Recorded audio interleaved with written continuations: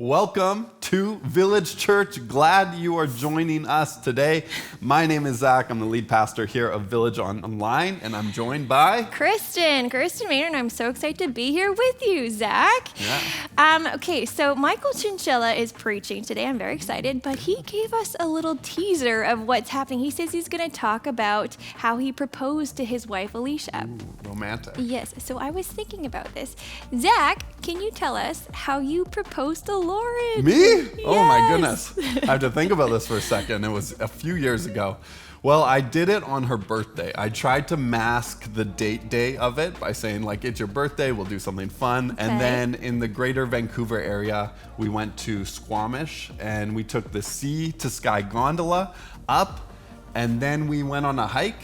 And there was mountains, and it was actually really cloudy that day. It was kind of disappointing. And then I went on one knee, popped the question.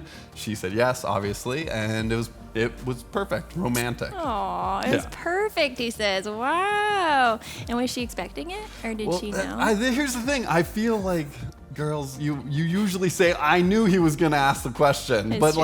like True. you can't always know. Like there's got to be some surprise. We always know. I love that. That's such a good story.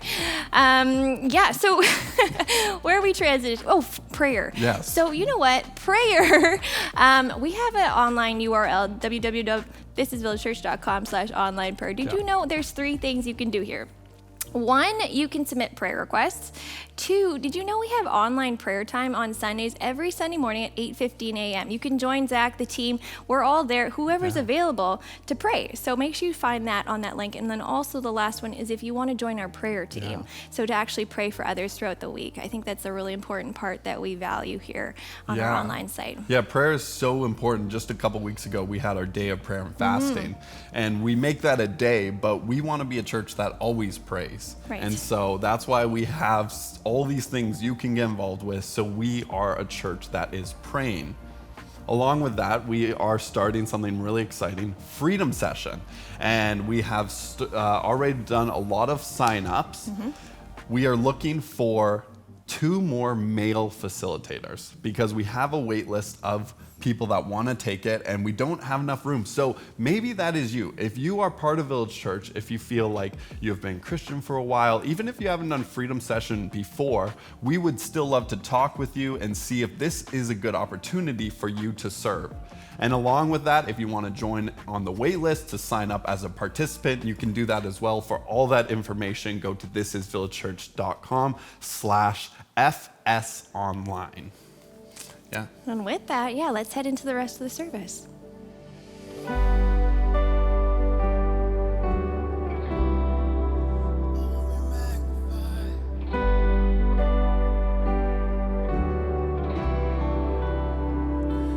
We're creation suddenly articulate with 1,000 tongues to lift one cry.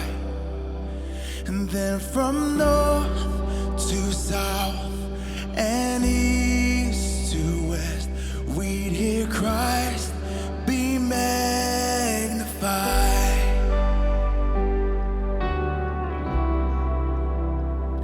And we're the whole earth echoing his eminence.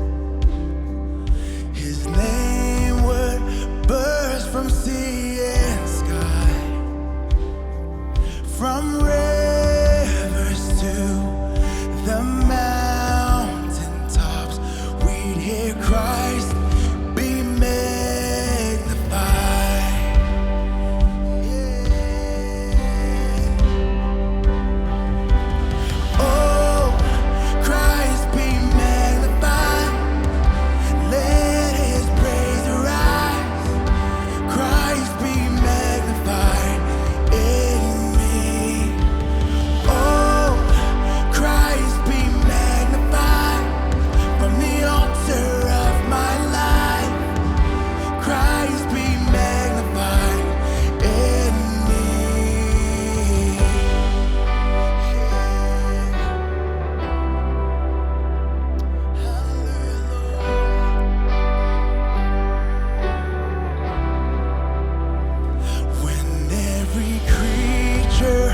binds us in most melody, and every human heart is native cry.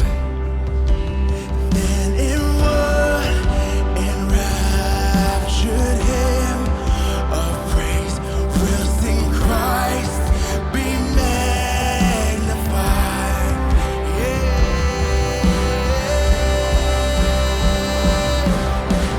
Oh, Christ be magnified. Let his praise arise. Christ be magnified in me. Oh, Christ be magnified from the altar of my life. Christ be magnified in me. Oh, Christ be magnified. Let his praise arise. Christ be magnified in me. Oh, Christ be magnified from the altar of my life. Christ be magnified in me. Oh yes, Lord, be magnified. All glory to your name. Hallelujah, Lord. Worship. Oh, we worship your name.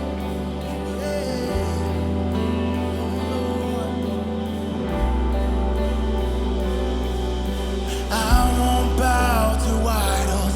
I stand strong and worship you.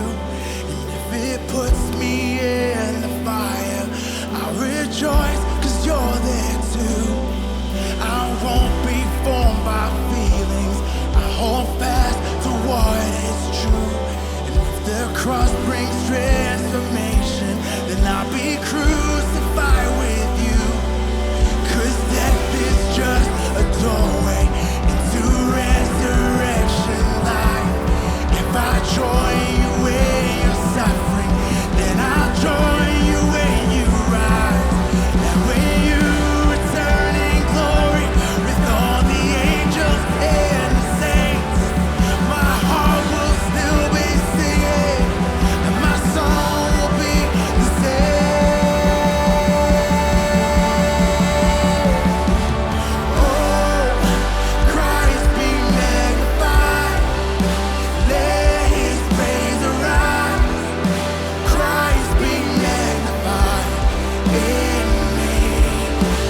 Oh, Christ be magnified from the altar of my life. Christ be magnified in me. Oh, Christ be magnified. Let his praise arise. Christ be magnified in me. Oh, Christ be magnified from the altar of my life. Christ be magnified in me.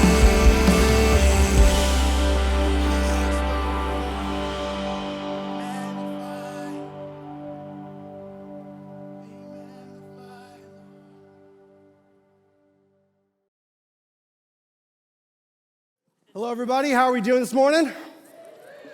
Amazing. My name is Michael, for you guys who do not know me, and we are going to be in the Gospel of John this morning, chapter 15, starting verse 9. And this is an exciting time for us as we're going through the Gospel of John. And if you're new here today, we basically just love the Bible. We go through every word, basically, of every book. Right now, we are in the Gospel of John. And I love John because it's a mix of mystery, mysticism, and memory. And it's like has this thick theological lens over top of it, which makes it just so fascinating and so interesting for us to read. And as we go through this, there are recurring themes that are erupting out of this text, specifically through chapters 13 and 17, and they're very important for us to understand all of what's happening here. So, by way of intro, I think this is important. I love my wife. Thank you. thought there was gonna be more encouragement, but that's okay. I was a young man, just head over heels. Got to that time where, I met my wife at 14, and for some reason, we would send each other back and forth preposterous wedding proposal videos for some reason. I'm not sure why, but we did. And it really set me up for a loss when it was my time to finally go and propose. We'd be sending these videos for years and years and years back and forth. She was living overseas as a flight attendant flying all over the world, and I was here. And it came to the time. I get the ring. I'm freaking out, trying to figure out what to do. And so she sends me a roster of all of her flights, and she just so happens to arrive July 21st to Tokyo, Japan, which is her birthday. And I go, oh, this is it. And so I get myself ready. I go and do what any young man does, and I yell at my mom to buy me tickets to Japan.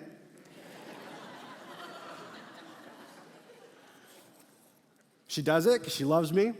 And there I am by myself flying to Tokyo, Japan. No plans. I actually haven't even booked a hotel. I had no idea. And I actually happened to forget when you go to Japan that they speak Japanese. And so I arrive, have no plans, don't know what I'm doing. And luckily at the airport, they would sell these wireless routers that you could put on $10 a day, have Wi-Fi all the time. And that's how I made my way through. The problem is that she is in Dubai. I'm supposed to be in Canada, but I'm really in Japan. So I'm having to keep track of all of these different time zones, and so I come up with some excuse. I have mono. Why?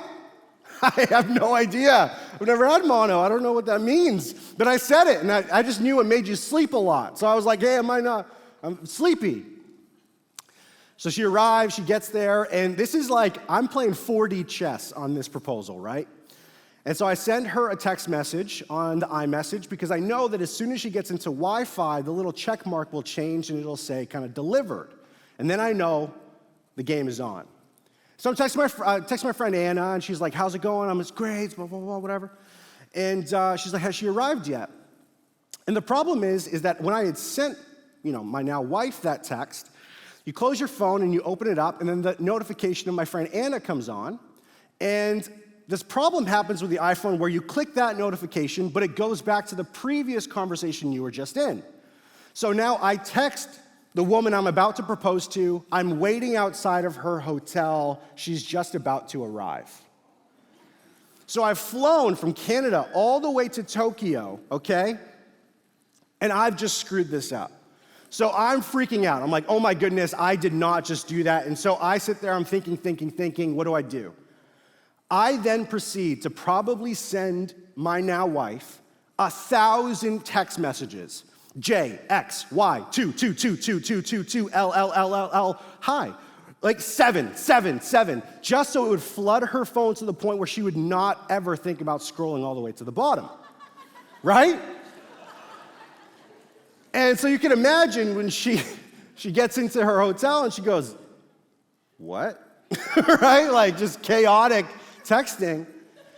And so I send her this message. I say, hey, go downstairs. It's your birthday. I had sent you a gift to your hotel.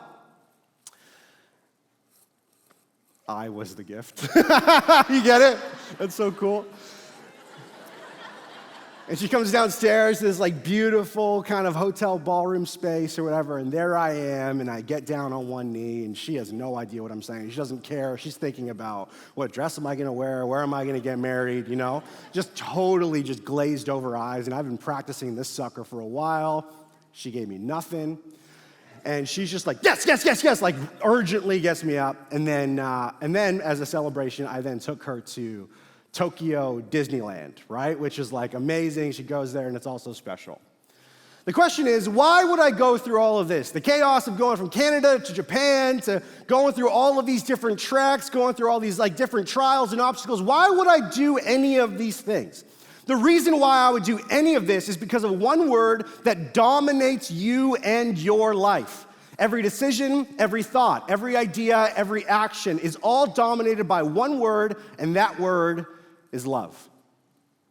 It runs who you are, and now we find ourselves ready to approach a text in John chapter 15 where Jesus says this. Remember, this is like all table talk. They're sitting in this room with all of his disciples, and this is what he says. Verse 9. As the Father has loved me, so have I loved you. As the Father has loved me, so have I loved you.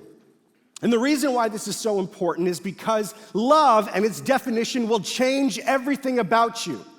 I remember being here at the church, and I was talking to a man going through marital issues, and he looked at me and he said, "What even is love?"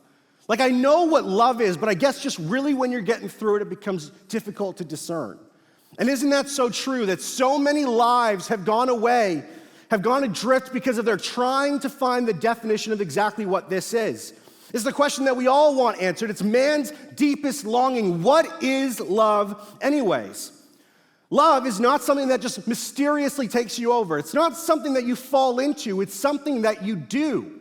And the definition is incredibly important because I worked with a lot of high school students, and those guys are gross, man, the way that they try to date each other with the FaceTimes and the whatever, and you're sitting there at youth, and they're facing, you hang up. No, you hang up. No, you're cute. No, you're cute. Barf, right? Like, no, what are we talking about? Like, that's insane. You know what true love is? True love is, I was telling my wife, like, the best story of all time, and midway through, I think she started snoring. Like, it was like, and the reason why that's so important is because on one thing, I love you, whatever. If you define love as the intense feeling of pleasure and affection, this intense emotion that comes out of you for desire, then your love life will look one certain way, but this love is not like that. This love is agape love. This is a God kind of love. And this love is not an intense feeling of affection, desire, or pleasure. Agape is the love born out of decision.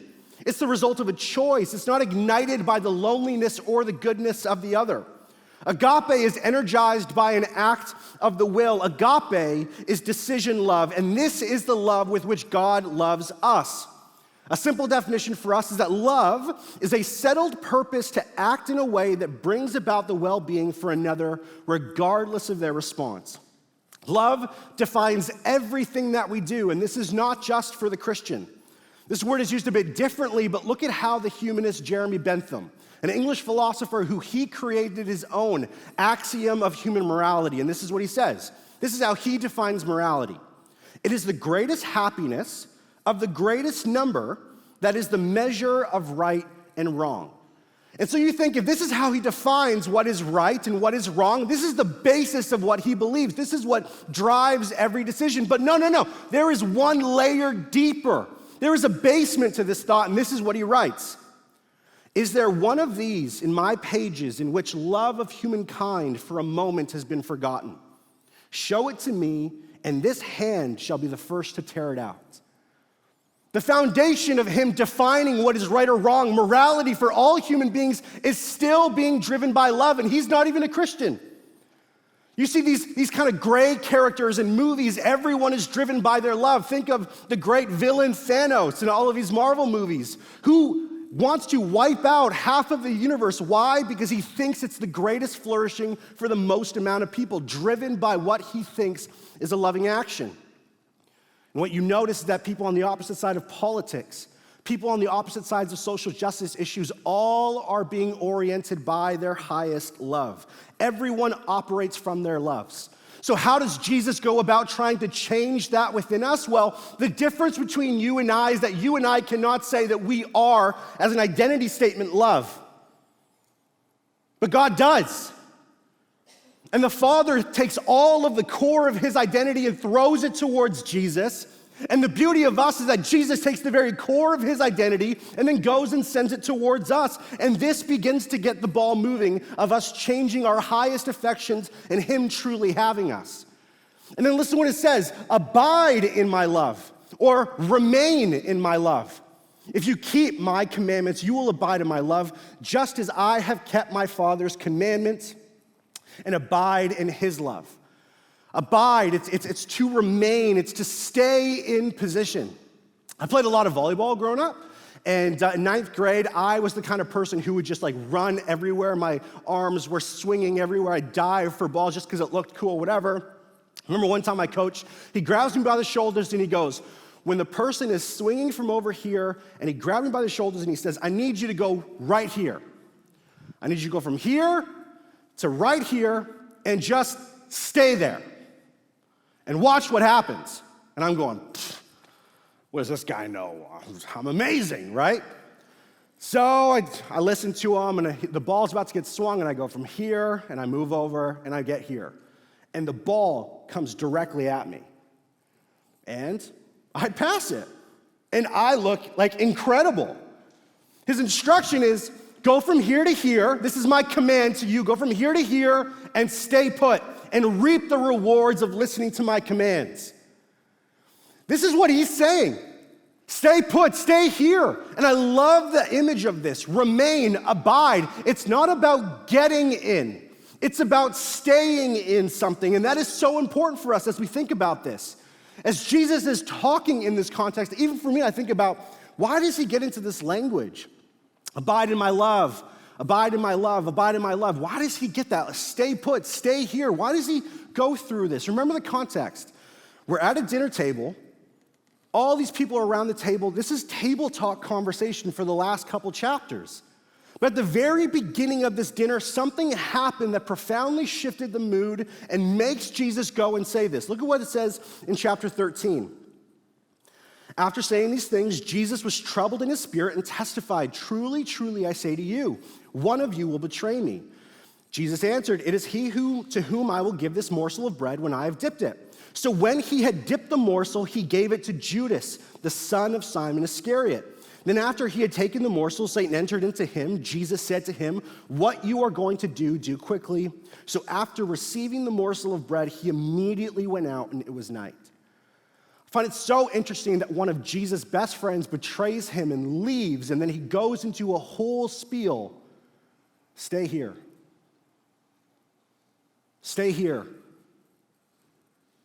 Be with me. I know there's other things that are driving your attention. Just be here. Do not leave. And it's this beautiful reciprocal effect where Jesus is saying, hey, listen, it's remain in my love. Remain in my love, and look at how it's just going to cause you to just like change the way you think about people. His whole language is abide in his love. It's kick back. Sit back. Live in what he has offered to you. And then he's going to call us to go and kick in, to go and love those who I've called you to love.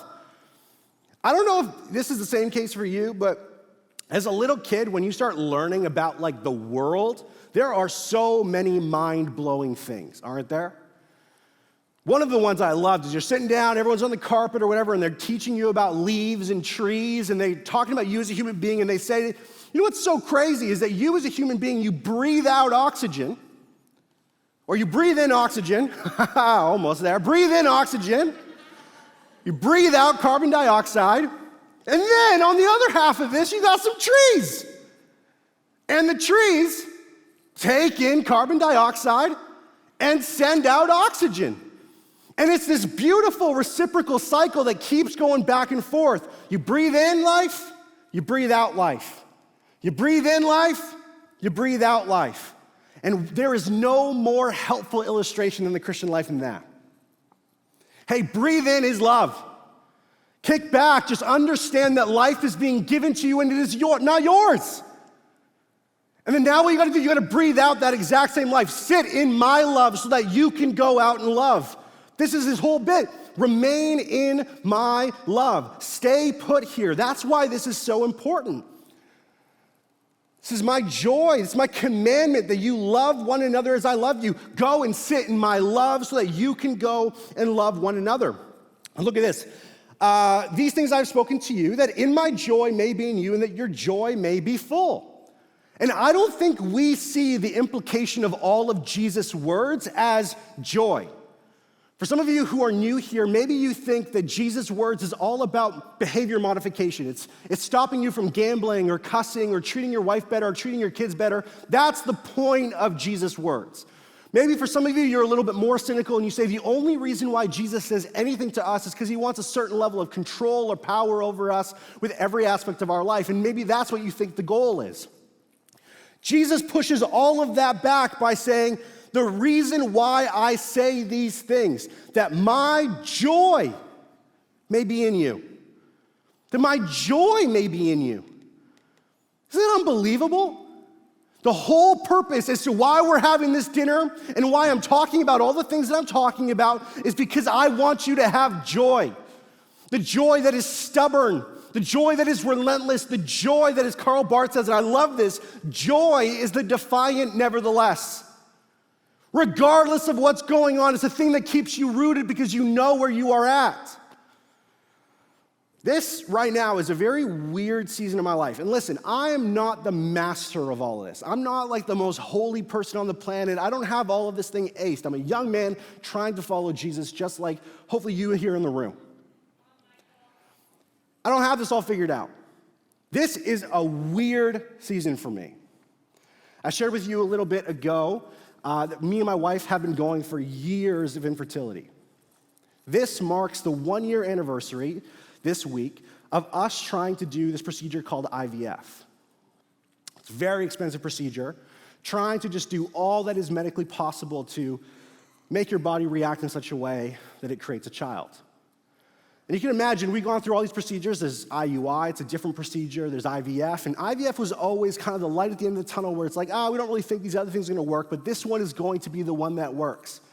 You can imagine my wife sitting there and she's having to put drugs into her system and trying to just make things go. It is this tumultuously emotional time the whole way through. And what keeps us going? There's going to be a baby at the end of this. Just keeps you going.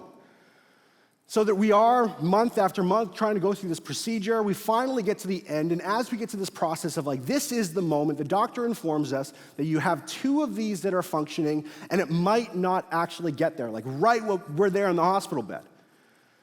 So they go through the procedure, and still your hope is in like, at the end of this, there's going to be a baby, there's going to be a baby, there's going to be a baby, and in our situation, there was not.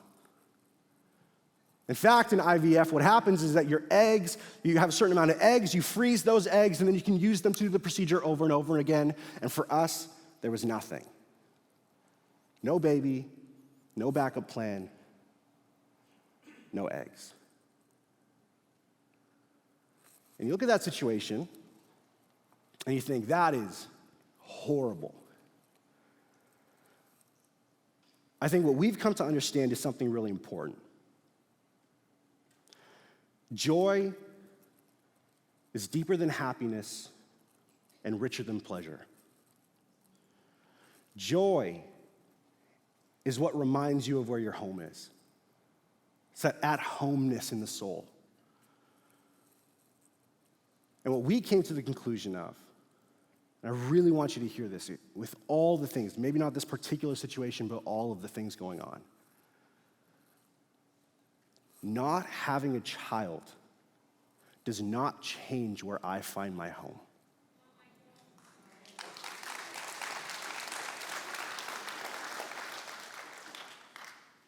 And the reason why, and I love this guy named Walter Knight, he writes this: joy is the flag that flies over the castle of our hearts, announcing that the King is in residence today. There's also another kind of action here that's very humbling. I love this verse in 11, these things I've spoken to you that my joy may be in you. I took a class with this guy at Regent College. His name is J.I. Packer. He's like, I'm pretty much like a fanboy of his. And I took this class. It was like Anglican history and theology. It was like this most boring class in the world. And I sat there like, right? And he's so good, right? He's like this old British guy. He's like amazing. We're in class. And he sits there and we're going to go for break. And he's just this like loving old guy, right? And he goes, and so we're going to go and take a break. And we are going to get the liquid honey, which is called coffee, right? And he's like so jacked, and everyone's sitting, like we don't even know we're dismissed yet, and he's like, walking out of the class, and we're all just looking at him like, what is the weirdest thing in the world? He's just so happy, this guy. And so me, as the fanboy that I am, I get up and I, follow Dr. Packer, and I'm like, hey, Dr. Packer. Just hit him on the shoulder. I'm like, oh, it's crazy, right? I just ask him a simple question. I just go, hey, if there's like one book outside of the Bible that I need to just like, know to be like you, what is it? And he goes, the most helpful thing you can do is memorize this book. And it's called Pilgrim's Progress. Just memorize it, inside and out, both parts. And I'm reading this book, and there's this place called the Valley of Humiliation. And in this part, it's a shepherd boy sitting down among the sheep, and you can just hear him playing his pipe, and he sings these songs. This is the song he sings. He that is down need fear no fall. He that is low, no pride. He that is humble ever shall have God to be his guide. And it's this humbling moment where for most of us, I think we have this weird equation in our minds of like sitting still and work ethic and praying is the formula for like a great Christian life. And I think what we have to be humbled by is that.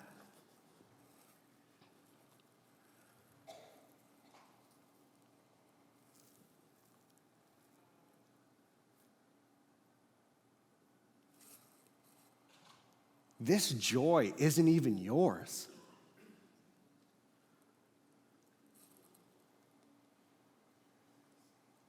This is his. This is the kind of thing where you hold on to him and you hold on for dear life because it's not yours. It's not something that you muster up. I need to feel better after all of this pain. What he's saying is, cling on to me. Hold on to me, remain with me, and let my joy, that it may be in you. And what happens when we attach ourselves to him and to his joy? It's full. Humble ourselves to remember that this is his joy. And what's presupposed here is that human joy in a fallen world will be at best shallow and incomplete until human existence is overtaken by the greatness, the majesty, the grandeur, and the joy of God Almighty. The Son does not give his disciples his joy as some discrete package. He shares his joy insofar as they share his obedience, the obedience that willingly faces death to self-interest. You don't have to muster anything up within your soul. You just have to stay close. His joy comes from your abiding. Just sit with him, be with him. Don't try to outwork yourself in the spiritual life. Working yourself to death is not going to make you more holy. The thing that will make you more holy is by knowing him, by being with him, by sitting at his feet and allowing his joy to be the thing that changes you from the inside. This is what it means to be a Christian, to embrace the whole Christ, the suffering Christ, the risen Christ, the reigning Christ, the coming Christ, who says at every point, I have come that my joy may be in you and that your joy may be full. This is on him.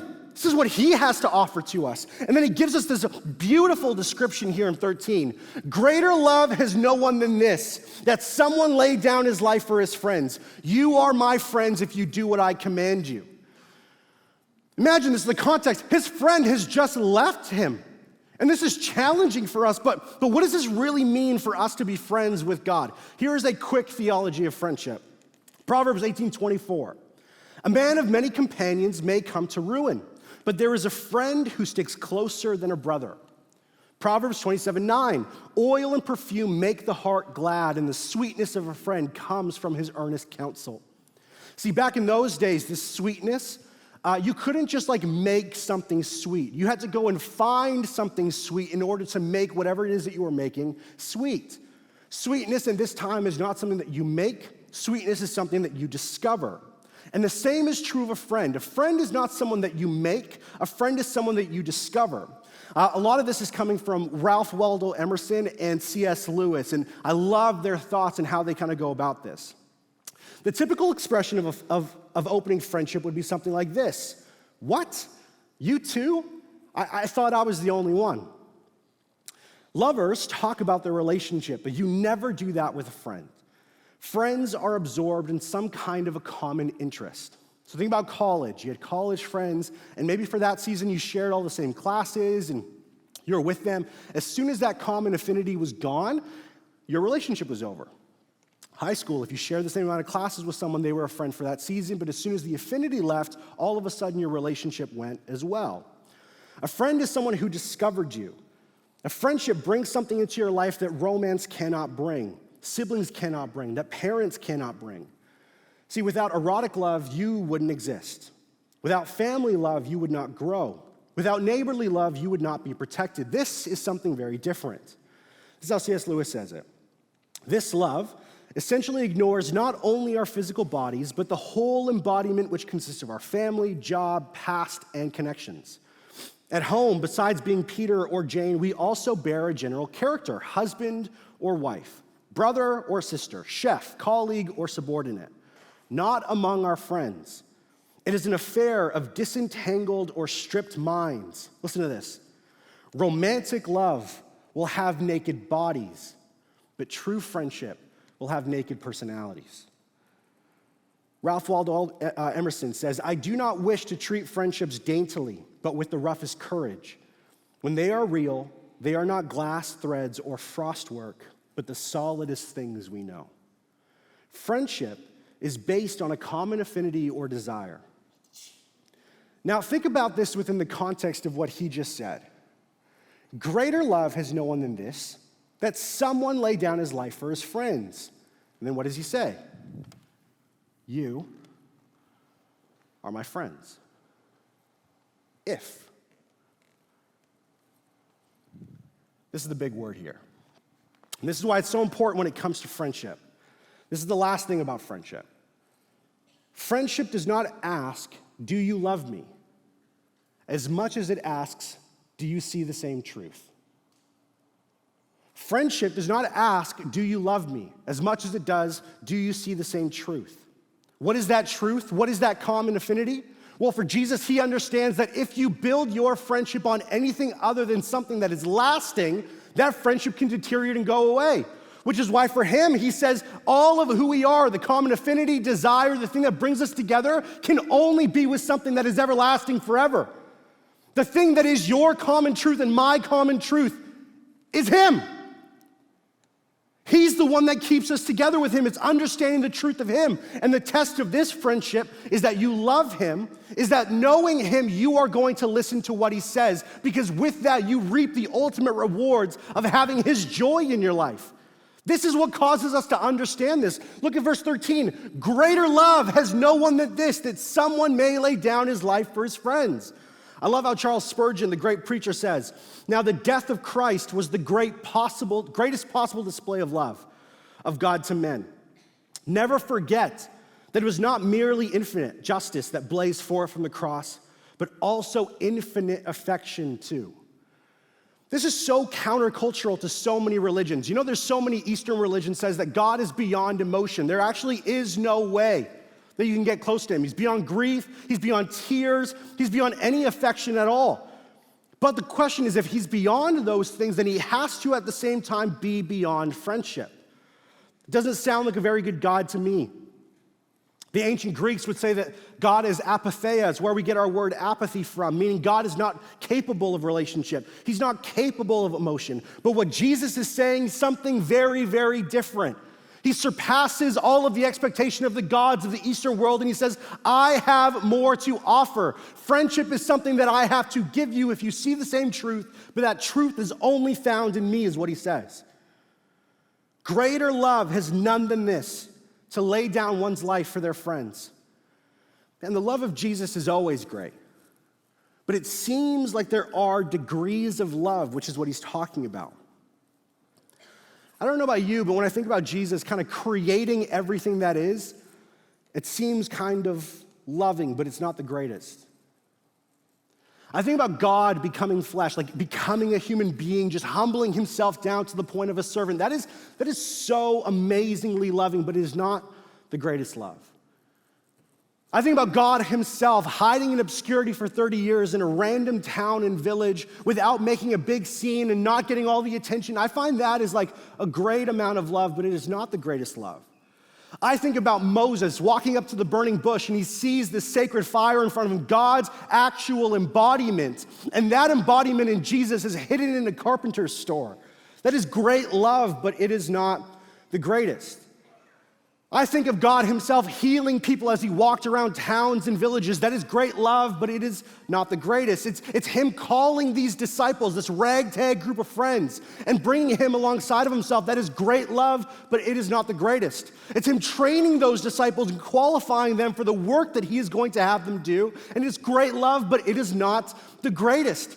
For him to sit there, God himself, go down into his knees and wipe the actual garbage off of people's feet and wash their feet down is great love, but it is not the greatest. The greatest act of love that he shows is to lay down one's life for his friends.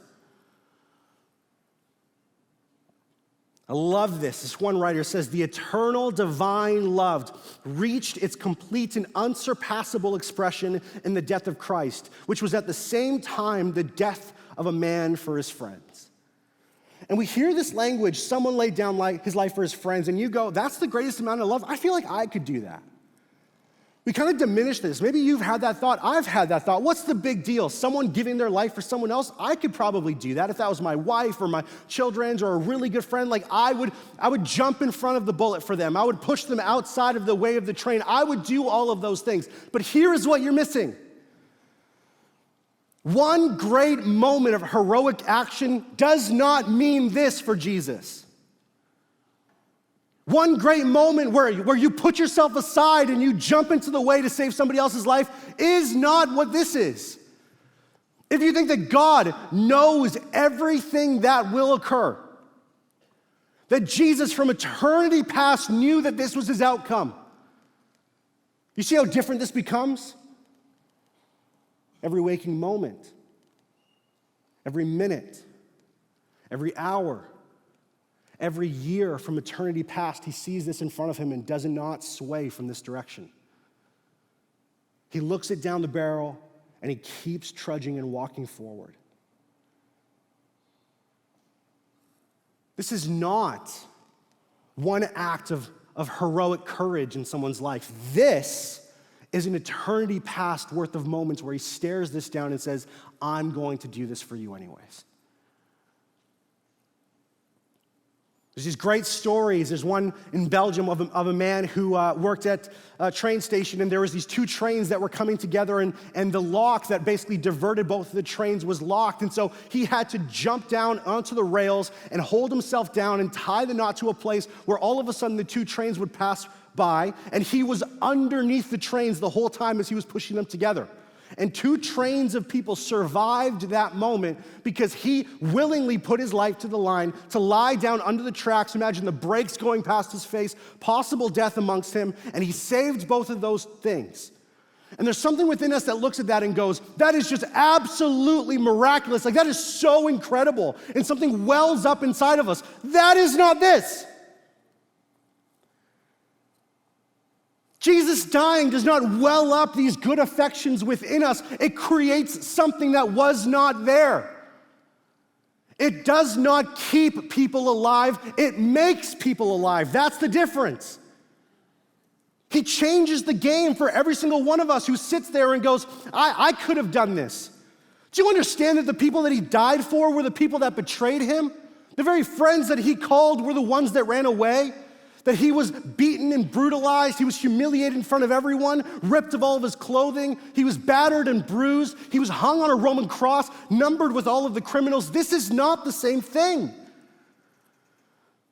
The difference is that he has fundamentally changed something within the human experience. That what he has dealt with is our sin, not our passivity or our sluggishness. He had dealt with our active hostility, not just this dull, passive heart that we have within us. No, there is a change that has happened. And the Bible says that you did not go from a good person to a friend or a great person to a friend. That this sacrifice, someone laying down his life for his friends, turned you from enemy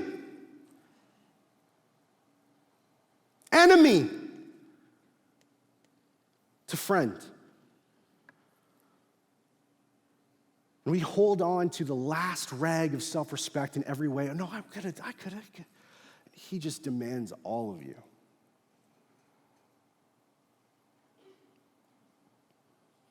Ever thought to consider, why did Jesus even have to do this? Well, I think the theological answer is that he came to glorify God, which is great. But he was already glorifying God within heaven, so what's the point? Maybe he came to get something that he didn't yet have, to get something that was lost. Maybe the whole point of him dying on this cross was that he wanted his friends back. It does change the language a lot when you say that Jesus is my friend. It's no longer this pithy statement that we say to make ourselves feel better. Something very different. We hear this, that greater love is no one than this, that someone laid down his life for his friends. And I think, remember, kick back, kick in, breathe out, life in, life out. I think here's the challenge for us, and I'll leave you with this last question. When the world looks at the church, do they see a love that can only be experienced by the supernatural power of God? When they see my life, can they see a love that can only be experienced, described by the supernatural power of God? This is what you and I are called to do. To sit, to remain, to cling on, to abide in his joy and let him do the work, and then allow ourselves to really recognize who he is and let that change the world. Father, we thank you for the time that you have here this morning. Pray that as we sit here and we just think about all that it is that you're calling us to, that we would just keep your commandments, that we would remain in your love, and that your joy may be in us, so that our joy may be complete. It's not something that we muster, not something that we create, but we actually just sit in who you are. The core of your very identity is directed towards us, and we can just sit in that. I pray that we would just see your sacrifice differently, that greater love is nothing than this, than to lay down their life for his friends. And that you have numbered us in and amongst that friendship. So I just pray for joy, gratefulness, the defiant nevertheless of all human interactions, that we cling on to you and that you do with us what you will. Pray all this in Jesus' name. Amen.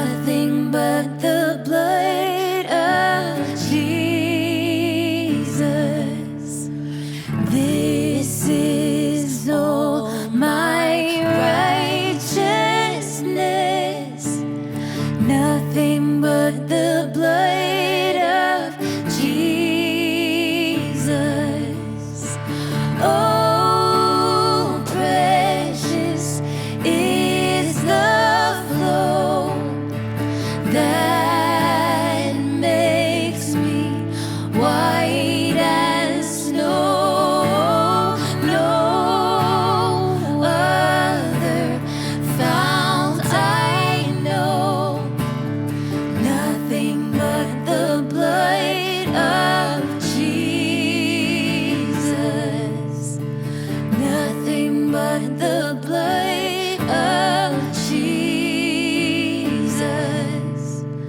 Nothing but the blood of Jesus.